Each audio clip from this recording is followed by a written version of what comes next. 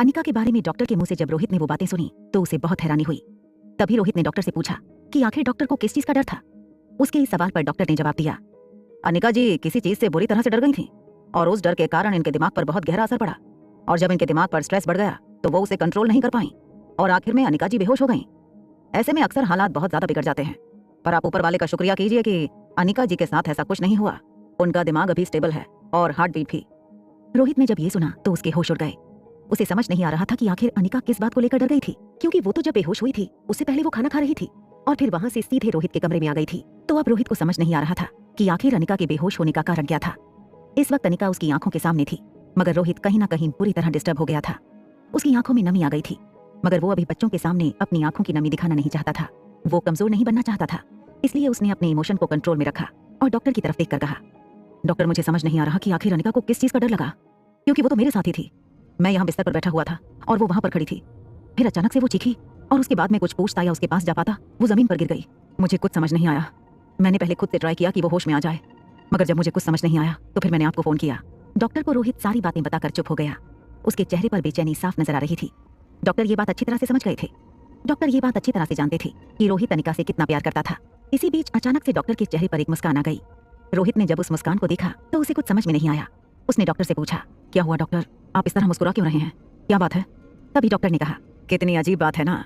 Doctor Amrita यानी आपकी पत्नी लोगों के दिमाग का इलाज करती थी। लोगों को जब भी डर लगता था वो अनिका के पास आते थे इलाज करवाने के लिए, और डॉक्टर अमृता उनके दिमाग के उस डर को हमेशा के लिए भगा देती थी। आज वही डॉक्टर अमृता की ऐसी हालत हो गई। न जाने उन्हें किस चीज का डर लगा और उनके दिमाग पर किस चीज का असर हुआ। मुझे तो समझ नहीं आता कि आखिर नियति इनके साथ क्या खेल खेल रही है। खैर, मैंने उन्हें इंजेक्शन दे दिया है, कुछ देर में अनिका मैडम को होश आ जाएगा। तब आप उनसे आराम से पूछ लीजिएगा कि आखिर किस बात का डर है उनको, क्योंकि मैं आपको दावे के साथ कह सकता हूँ कि अनिका जी के मन में इस वक्त बहुत कुछ चल रहा है जो शायद वो आपको बताना चाह रही होंगी या फिर बताने से झिझक रही होंगी, क्योंकि बिना डर के वो इस तरह बेहोश हो ही नहीं सकती। आप उनका चेहरा देख रहे हैं, अभी भी उनके चेहरे पर वो डर आपको साफ साफ नजर आ जाएगा। देखिए। इतना कहने के बाद डॉक्टर ने अनिका के चेहरे की तरफ इशारा किया। रोहित ने जब अनिका के चेहरे की तरफ देखा तो वो भी हैरान हो गया। अनिका के चेहरे पर कहीं ना कहीं हल्का सा डर अभी भी नजर आ रहा था। रोहित इस वक्त यही सोच रहा था कि आखिर अनिका के चेहरे पर किस चीज का डर था। तीनों बच्चे भी इस वक्त अपनी मम्मा को देखकर हैरान परेशान थे। तीनों को समझ नहीं आ रहा था कि आखिर अनिका को किस बात का डर था। रोहित अभी कुछ सोच पाता, इतने में उसके दिमाग में ये ख्याल आया कि कहीं ऐसा तो नहीं कि अनिका उसके साथ रहने में अनकंफर्टेबल महसूस करती है, इस कारण उसे ये डर है। मगर ये बात रोहित को डॉक्टर को बताने में ठीक नहीं लगी। उसने सोचा कि अगर उसने डॉक्टर को बता दिया तो फिर वो न जाने क्या सोचेंगे, इस कारण से वो चुप ही रहा। तभी रोहित ने डॉक्टर को थैंक्स कहा। इसके बाद डॉक्टर कमरे से बाहर चले गए। रोहित उनको दरवाजे तक छोड़ने आया। रोहित इस वक्त यही सोच रहा था कि आखिर अनिका को किस बात का डर है, क्योंकि रोहित भी अब ये बात अच्छी तरह से जान चुका था कि कहीं ना कहीं कुछ तो बात थी जो अनिका उससे छुपा रही थी। पहले रोहित को लगा था कि अनिका जब उसे खुद बताएगी तब वो सुनेगा, मगर अनिका को कभी फोर्स नहीं करेगा। मगर अब रोहित को समझ नहीं आ रहा था कि क्या वो फोर्स करके अनिका से वो बात जानने की कोशिश करे या नहीं, क्योंकि रोहित जानता था कि अगर उसने अनिका को फोर्स किया तो अनिका के दिमाग पर स्ट्रेस पड़ सकता था और कहीं ना कहीं अनिका की हालत अभी से भी ज्यादा खराब हो सकती थी।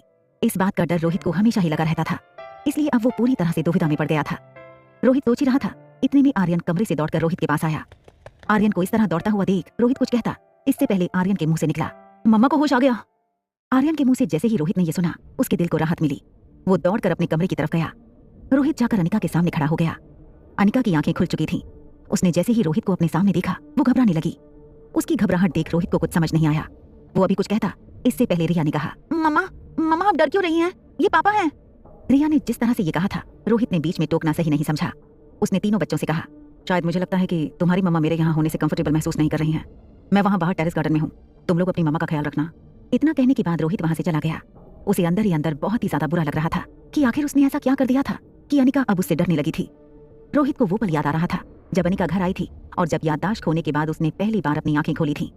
उस वक्त अनिका बहुत ही ज्यादा परेशान हुई थी और किसी को पहचानने से इनकार कर रही थी, मगर उस वक्त भी अनिका रोहित से इतनी ज्यादा नहीं डरी थी। रोहित को देखकर इतनी ज्यादा घबराई नहीं थी जितना इस वक्त वो नजर आ रही थी। रोहित को समझ नहीं आ रहा था कि आखिर अनिका को हो क्या गया था, क्योंकि रोहित को लगा था कि जैसे जैसे वो अनिका के करीब जाएगा उसको कंफर्टेबल करने की कोशिश करेगा, वैसे वैसे अनिका उसके साथ कंफर्टेबल होकर उसके रिश्ते में आगे बढ़ेगी। मगर अनिका के साथ सब उल्टा ही हो रहा था। मगर रोहित इसके पीछे का कारण नहीं जानता था। रोहित को ये नहीं पता था कि अनिका को कहीं ना कहीं ये लगता था कि रोहित का जो चेहरा है उसके पीछे एक और चेहरा है। इस कारण से अनिका के मन में एक डर बैठ गया था। उसे रोहित से कहीं ना कहीं अब डर लगने लगा था। रोहित टेरेस गार्डन पर ही यहाँ वहाँ घूमता रहा। 1 घंटा बीता, 2 घंटे बीते, पर वो अंदर अनिका के पास नहीं जाना चाहता था। इधर अनिका के सामने तीनों बच्चे बैठे हुए थे। तीनों अनिका को नॉर्मल करने की कोशिश कर रहे थे। रिया लगातार अपनी कुछ कुछ बातें अनिका से शेयर कर रही थी। तभी अलेक्जेंडर और आर्यन ने देखा कि अनिका थोड़ी बहुत नॉर्मल लग रही है। उन दोनों को लगा कि अब वो रोहित को जाकर बता दें कि अनिका अब नॉर्मल हो गई है, मगर उन्हें हिम्मत नहीं हो रही थी। उन्हें यही लग रहा था कि अगर रोहित वहां पर दोबारा आया और अनिका फिर से घबरा गई तो फिर क्या होगा, क्योंकि दोनों बच्चे अच्छी तरह से जानते थे कि इस वक्त वो दिल्ली में नहीं बल्कि मनाली में थे। यहाँ अगर अनिका फिर से घबरा गई तो तीनों बच्चे चाहकर भी अनिका को कितना ही संभाल लेंगे, और अगर यही चीज दिल्ली में होती तो वहां पर अनिका को संभालने के लिए बहुत लोग थे, और सबसे बड़ी बात वहां पर राजलक्ष्मी थी जो अनिका को आराम से संभाल सकती थी। इस कारण से वो दोनों बच्चे वहीं बैठे रहे। तभी रिया ने कहा, क्या हुआ मम्मा, आप इस तरह से चीखी क्यों थी और आप अचानक से बेहोश क्यों हो गई थी? आपको क्या लगा था? क्या किसी चीज से आप डर गई थी? रिया के मुंह से जैसे ही डर शब्द निकला, अनिका को रोहित का वो डरावना चेहरा नजर आया। ये सोचने के बाद वो बुरी तरह से डर गई थी और फिर ना चाहते हुए भी वो बेहोश होकर फर्श पर गिर गई थी। अनिका ने अभी अपने आप को नॉर्मल करने की कोशिश करते हुए कहा, नहीं नहीं, पता नहीं मुझे क्या हुआ, मेरा सर अचानक से घूमा और फिर मैं फर्श पर गिर गई। उसके बाद मुझे कुछ याद नहीं। अनिका ने रिया के सामने झूठ बोलते हुए कहा, क्योंकि वो नहीं चाहती थी कि वो रोहित के बारे में रिया को वो बातें कहे। अनिका तो ये भी नहीं चाहती थी कि अभी वो तीनों बच्चों को रोहित के बारे में कुछ भी कहे, क्योंकि अनिका खुद श्योर नहीं थी कि आखिर रोहित इंसान कैसा था। उसे बस कहीं ना कहीं शक था रोहित पर, और अब वो शक बढ़कर 70% तक पहुंच गया था। मगर अनिका अभी भी 100% श्योर नहीं थी कि रोहित एक बुरा इंसान है और उसके चेहरे के पीछे एक और चेहरा है। इस कारण से अनिका ने मन में ये फैसला किया कि वो पहले रोहित के पहलू को जानेगी और उसके बाद ही उसके बारे में सभी को बताएगी। इसलिए अनिका ने खुद को समझाना शुरू किया कि उसे जैसे तैसे करके अभी रोहित के सामने रहना ही होगा, क्योंकि उसके पास और कोई सोल्यूशन नहीं है। इतने में अचानक से अनिका का फोन बजा। जैसे ही अनिका ने अपना फोन देखा, उसने पाया कि विकी का उसे एक मैसेज आया हुआ था। विकी ने उस मैसेज में लिखा था, कल सुबह 10 बजे मैं पैराडाइज होटल इंटरनेशनल आ जाऊंगा, तुम वहीं कैफे में रहना। हर बार की तरह जैसे मैं भेस बदल कर आता हूँ वैसे ही इस बार भी आऊंगा, बाकी सब मुझ पर छोड़ देना। ये मैसेज पढ़कर अनिका का ध्यान थोड़ा सा भटका। वो अब रोहित के बारे में ना सोचकर कुसुम के केस के बारे में सोचने लगी, और वो मन ही मन ये सोचने लगी कि कल सुबह बहुत बड़ा दिन था, क्योंकि वो और विकी मिलकर उस सीसीटीवी फुटेज को देखने वाले थे जिसमें उनको पता चलने वाला था कि कुसुम के घर उस रात कौन आया था। थोड़ी देर बाद अचानक से घड़ी में घंटी बजी। घंटी की आवाज सुनते ही जब तीनों बच्चों ने घड़ी की तरफ देखा तो उन्होंने पाया कि रात के 12 बज चुके हैं। तीनों बच्चों को देख अनिका ने कहा, तुम लोग जाकर अपने कमरे में सो जाओ, मैं ठीक हूँ, रात बहुत ज्यादा हो गई है, हम कल बात करते हैं। इतना कहने के बाद अनिका ने कुछ देर मन ही मन सोचा और फिर हिम्मत करने के बाद तीनों बच्चों से कहा, तुम सब जाओ, आज मैं यहाँ इसी कमरे में सोऊंगी। तभी रोहित वहां आया। उसने अनिका की बातें सुन ली थी, इसलिए उसने कहा, अनिका देखो, अगर तुम्हें इस कमरे में मेरे साथ कंफर्टेबल महसूस नहीं होता तो तुम बच्चों के कमरे में जाकर सो सकती हो, मैं यहाँ पर मैनेज कर लूंगा। अनिका ने जैसे ही ये सुना उसने इनकार में सर हिला दिया। तभी रोहित ने तीनों बच्चों को वहां से जाने का इशारा किया। तीनों बच्चे अनिका और रोहित को गुड नाइट बोलने के बाद कमरे से निकल गए। अब रोहित को समझ नहीं आ रहा था कि वो अनिका को क्या कहे। वो बात तो करना चाहता था मगर उसे डर था कि कहीं अनिका फिर से डर ना जाए, घबरा ना जाए। इस कारण से रोहित ने अनिका की तरफ देखकर कहा, अनिका कल सुबह बात करते हैं, अभी तुम भी सो जाओ। इसके बाद रोहित कंबल ओढ़कर सो गया। अनिका अपने फोन के सामने बैठी हुई थी। वो मन ही मन अभी कुछ सोच रही थी। इतने में अचानक से उसके मन में एक ख्याल आया।